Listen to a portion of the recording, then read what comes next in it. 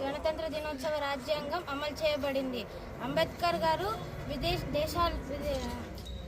అనేక రకాల విదేశాలకు వెళ్ళి రాజ్యాంగం రాసి కష్టపడి 200 మంది పైగా ఈ రాజ్యాంగాన్ని అమలు చేశారు. కానీ అంబేద్కర్ గారు చేసిన కృషితో లెక్క వెనకట్టలేనిది అని రాజ్యాంగం అనేది మన చేతుల్లో ఉంది. కానీ మనం ఏం చేస్తున్నాం, దానికి విరుద్ధంగా హెల్మెట్ లేకోకున్నట్ల రోడ్లో పోవడం కానీ, ఇలా తాగుబోతులు డ్రింక్ అండ్ డ్రైవర్స్ కానీ ఇట్లా బ్యాడ్గా బిహేవ్ చేస్తున్నాం. ఇలా చేయకోకున్నట్ల మంచిగా ఉండాలి, ప్రజలు మంచిగా ఉండాలని కోరుకుంటున్నాం.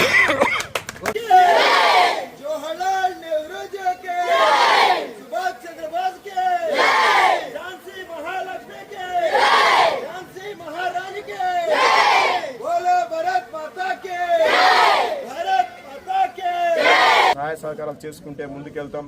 దాంట్లో భాగంగా మీరు కూడా చిన్నారులు కూడా ఇలాంటి కార్యక్రమాలకు హాజరు కావాలి. పూర్వీకులు మన వాళ్ళు ఎలా కష్టపడారు, ఆ కష్టం ఏంటి, దానికి మనమందరం షేర్ చేసుకుని తెలుసుకుంటే జీవితంలో ముందుకు సాగుతాం.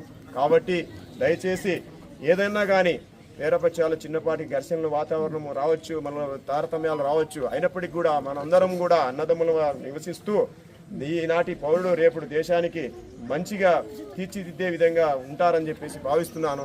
ఈ కార్యక్రమానికి వచ్చే మీ అందరికీ కూడా రాయదుర్గం పట్టణ పోలీస్ స్టేషన్ తరఫున ప్రత్యేకంగా ధన్యవాదాలు తెలియజేస్తున్నాను. నమస్కారం. అలానే ఉండాలి.